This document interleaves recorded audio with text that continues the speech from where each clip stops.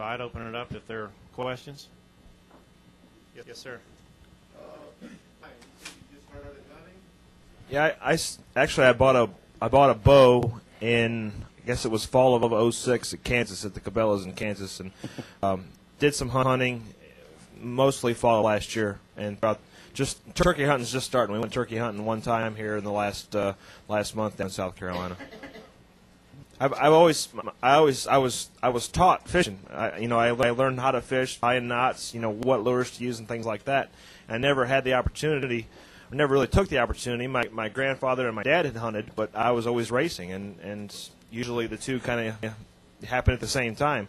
When I went home from school, I went home to work on the race cars when I was in college. I didn't go home to go hunting, and obviously fishing was a little bit of a not a choice in December in Indiana, but there's so much to enjoy with the outdoors, and this is just an opportunity to kind of conserve and preserve, like I said, what God's given us, and to make sure that we keep it for generations to come to be able to enjoy.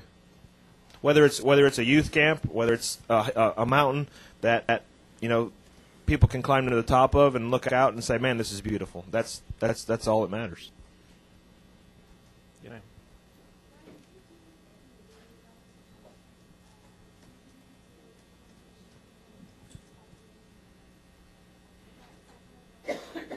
I'm not a recycler. That's one thing I don't do, which I should.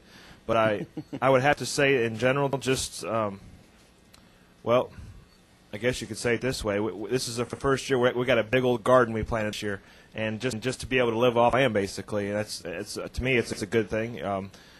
It's more natural. Improvements in your land, whether it's to not cut down a tree and plant another, things like that. We have done some things with our foundation, with the National Arbor Day Foundation. So those are things that we try to be positive and spin positive instead of destroying a forest. Plant some trees, those types of things. What we grow, we have pretty much everything we've planted. We got sweet corn, green beans, squash, radishes, tomato plants, peppers. I'm thinking of the rows. Lettuce. We're going to plant some okra, and we got some more sweet corn to do. I know also that when we first started talking about this program, Ryan expressed his concern about how the landscape is changing around us. And while, maybe not every day there's a commitment to do something, especially for the environment, thought of how we can engage, how we can take action, how we can change things. And to his credit, and his wife Chrissy as a family, I think they really devoted time through their foundation and to be focused on projects like this. And I would encourage you to go to their foundation site, which is RyanNewmanFoundation.org, and also check out the great work that they're doing in a variety of areas for the environment. Other questions? Yes, sir. DwightDrummerStake.com.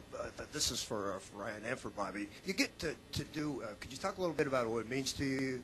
You get to do a job that you love, and then you get to give back to activities and things that mean a lot to you also. Yeah, and that is kind of the purpose of our foundation. Yeah, people know me as a race car driver, but in turn I can raise awareness about the things that maybe I think are important in the world. Whether it's helping dogs, cats to be euthanized, or the outdoors, preserving and conserving and things like that. And, the third thing we do with our foundation is scholarship, the Rich Vogler Scholarship. So, it takes time out of our schedules to do these things, but it's what we enjoy. That's why you have your foundation aligned with the things that you enjoy and your goals and your beliefs. So, it's a lot of fun. I mean, just last year when we went up to Jackson to look at the Miller Lake Youth Camp, it was just cool to walk the trails and hang out and see what could be and what used to be in order to try to make it what it will be.